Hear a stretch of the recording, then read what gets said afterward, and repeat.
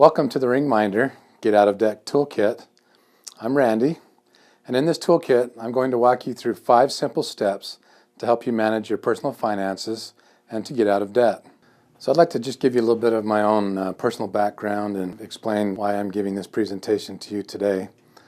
Back in 2003, I was asked by my church to serve in a leadership position that required me to work with members of the church with their personal financial management. I had a financial background. I earned an accounting degree in college, and after graduation I worked as an accountant in a CPA firm. I went on to work in several management positions with other companies in private industry. During this time I studied and passed the CPA exam and became a certified public accountant. I did leave the field of accounting after a few years because I wanted to start my own business.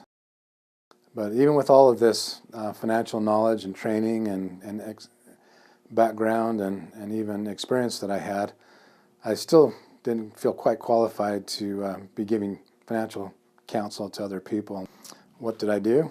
I studied financial experts and organized what they were saying. I found the common themes throughout their advice and compiled it. And then I went through the painful process of trial and error. Based on these financial experts, I started a system that would work for my own family, then applied it to my business. And the result of that was within 4 years, my wife and I had eliminated all of our personal debt, including our home mortgage. So during this time, our income didn't change. What changed was our priorities and our way of thinking. And we haven't borrowed a dime since. So then I began to share this information with other people. I began by putting a presentation together and sharing it with the members of our congregation. And that kind of led into teaching these principles during a 6-week course. And from there I began to receive unsolicited invitations to teach this to other congregations and other organizations. So I've even worked with individuals one-on-one and some who are even on the brink of bankruptcy, and we've been able to work through that and avoid bankruptcy and to even get them out of debt. So this plan, it works on any income, and I can guarantee you that it will bring you financial success. And the reason for that is because the principles are true. So the first thing we really need to do is to recognize that there are obstacles and barriers in our way, and we need to identify those. And so without further ado, let's get started. Barrier number 1, you don't have a plan and don't even know you need one. Do you fall into the category of thinking you don't need a plan because everything is just going to work out? The motivational speaker Zig Ziglar said, "If you aim at nothing, you'll hit it every time." I came to learn that the characteristics of individuals that have no plan are: 1, their finances are sloppy and disorganized. Essential financial records are difficult to find and are not properly protected. 2, they can't get ahead or just are spinning their wheels. 3, they are heavy consumers. 4, they carry burdensome debt. 5, they believe their financial difficulties are caused by uncontrollable or unforeseen circumstances. 6, they consider their financial difficulties to be temporary. 7, their focus is on increasing income rather than controlling spending. 8, sometimes out of desperation they make risky financial decisions. 9, they can't afford to give. And finally, 10, they are not prepared for emergencies, college, weddings, retirement, vacations, or for volunteer church service like missions or humanitarian trips. So the first step in your own personal financial plan is to resolve to change. In a way, this may be the most difficult step because it involves dealing with our behavior. Successful personal financial management is 80% behavior and only 20% knowledge. As with anything else, acquiring knowledge does not guarantee success. It's all about how you apply that knowledge.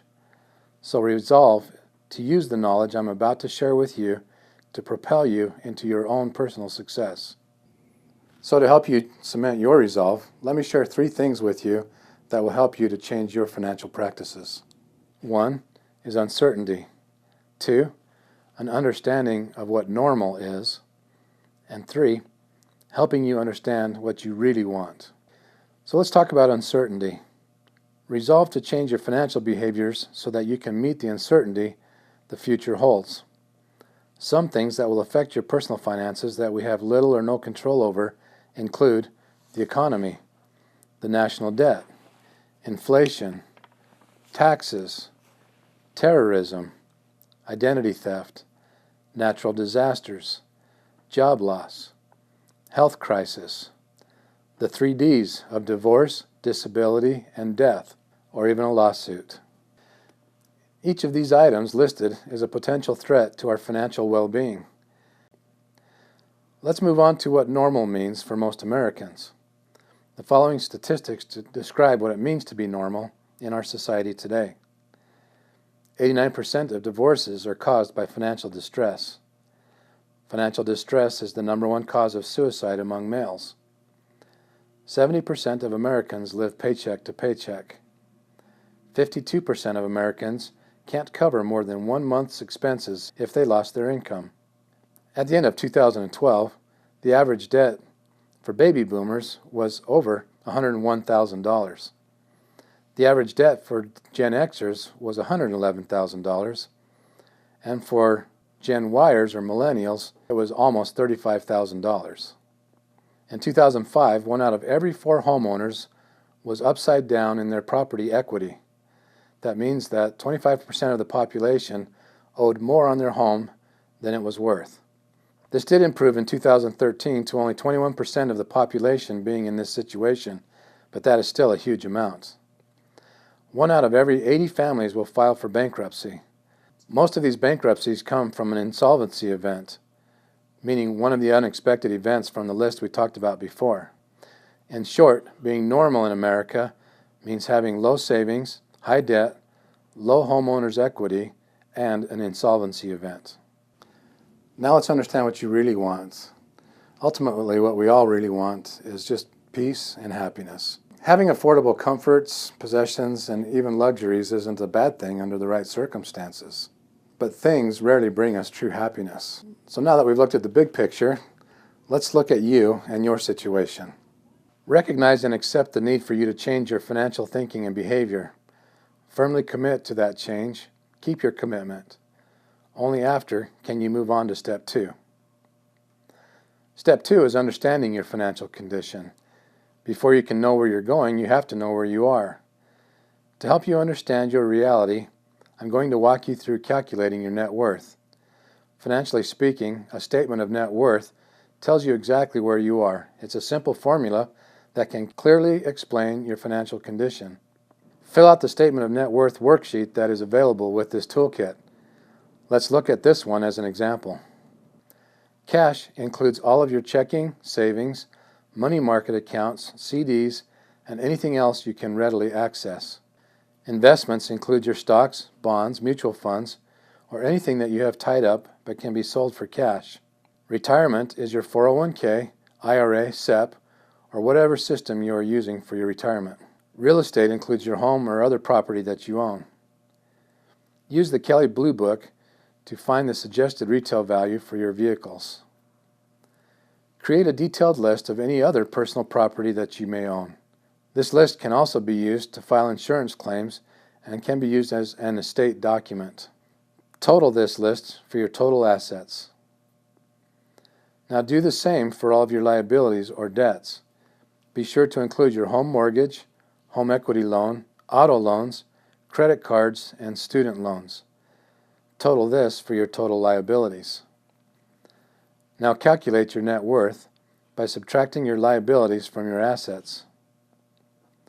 Study this statement of net worth. It's a valuable tool. You must be brutally honest with yourself as you look into your financial mirror. In some cases, you may discover that you may actually be underwater, which means you have more liabilities than you have assets.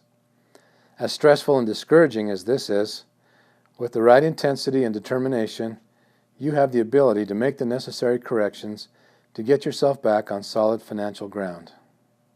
Perfect. You have now tackled barrier 1. Now that you know where you really are, we're ready to take down the next barrier, which is poor self-discipline. In our next video, we're going to tackle the dreaded B word, which of course is budget. By the end of this toolkit, you will not only have the knowledge to succeed, but the tools to help you get to where you want to be. Even though this toolkit is only 1 month, it will take longer than that to get out of debt, especially if you have a lifetime of bad spending habits. But stick with it. The journey is worth it. And as you'll see in the coming weeks, it's very doable. Before the next lesson, you should have your net worth worksheet completed. And please remember to share your feedback and your experiences in the Ring of Friends Facebook group.